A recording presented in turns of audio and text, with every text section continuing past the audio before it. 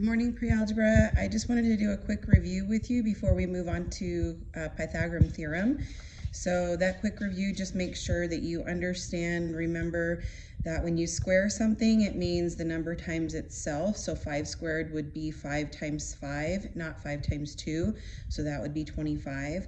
And if you take the square root of something, you're doing the opposite of squaring. You're looking for a number times itself that equals that number. So the square root of 25 would be 5. The square root of 100 would be 10.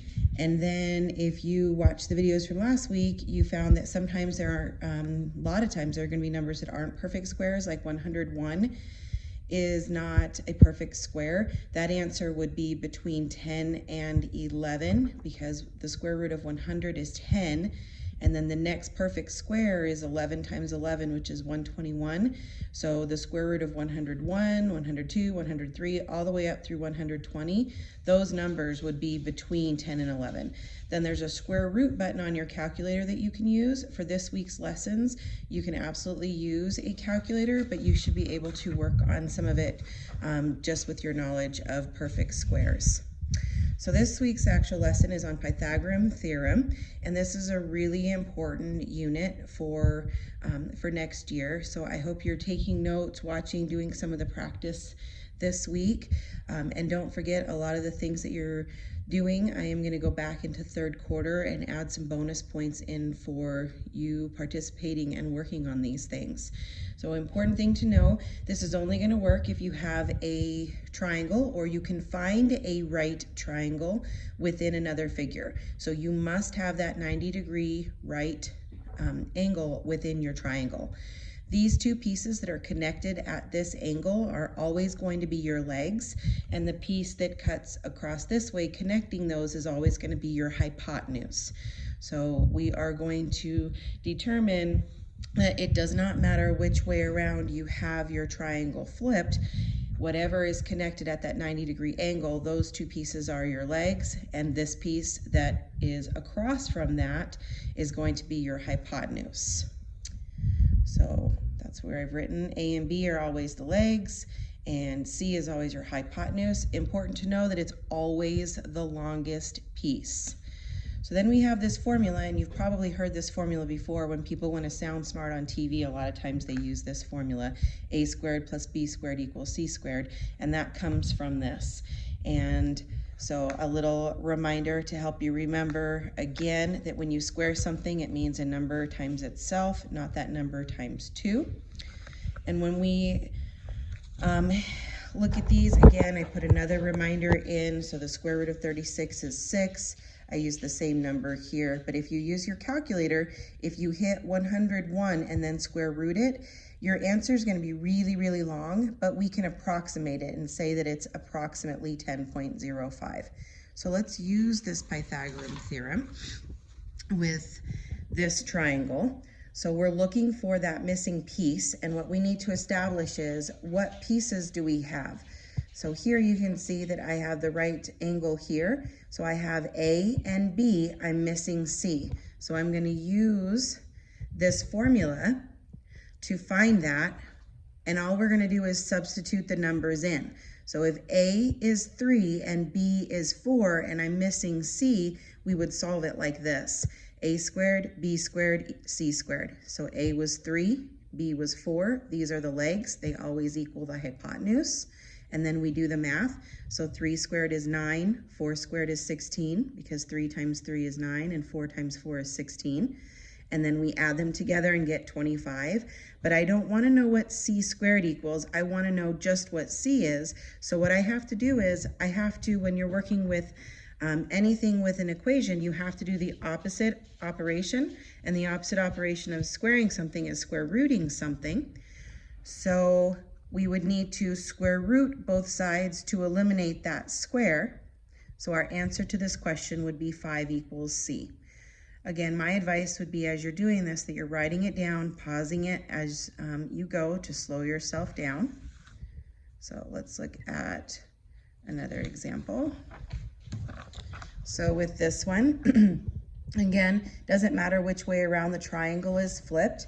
We have the legs because we have the two pieces that are connected at the 90-degree angle. So we have these two numbers, we're still looking for C. So I would fill in A squared, B squared, C squared. C squared's always gonna be the longest. And I always go the shortest, and then the middle, and then the longest. So let's solve 6 squared and 8 squared.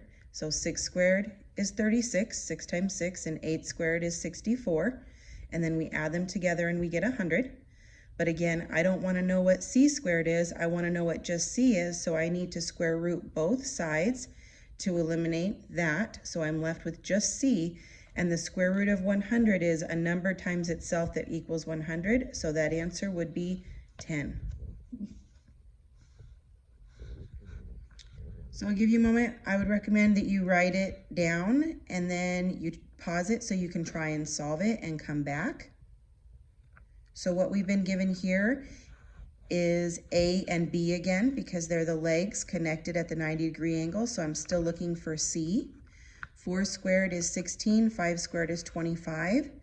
The problem with this one, when you add them together, you get 41 equals C squared, and that is not going to be a perfect square. So you've got a few different options with this. One of them is just to leave your answer like this. So they tell you you can leave it as a square root, leave it as a radical. This would be your answer. You could plug it into a calculator and get an approximate. There's another method that I'm going to be showing you a little bit later, but I just want to make sure that you understand this part. You can plug it into, or you can say it's in between. So if this is the square root of 41, it would be in between 6 and 7, because the square root of 36 is 6 and the square root of 49 is 7. So this would be in between those two. Okay, let's look at what if A or B is the missing piece. So these numbers appear to be the same as what we just did. However, this time I've got one of the legs and I have the hypotenuse. So this one is going to be set up a little bit different because I've been given one of the legs and the hypotenuse. To be honest, when you go ahead and you solve these, it doesn't really matter which one of these legs you are filling in as A or B, so long as you understand that I have one of the legs and I have the hypotenuse. So I'm missing A here. So A squared plus 4 squared equals 5 squared. So I solve. But this time, instead of adding them together, just like you would with an equation, I would need to subtract this from both sides to eliminate it. So you follow the same rules as an equation because this is an equation. So you would wind up with A squared equals 9. Same thing as before, you need to square root both sides to eliminate the square. And then you wind up with A equals 3. So I've got another example if you want to pause it and give it a shot. Again, this one, I'm giving you the hypotenuse and one of the legs.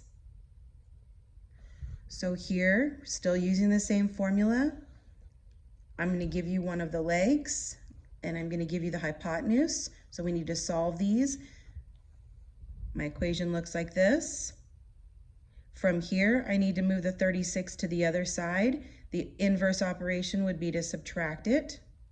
So I'm left with B squared equals 64.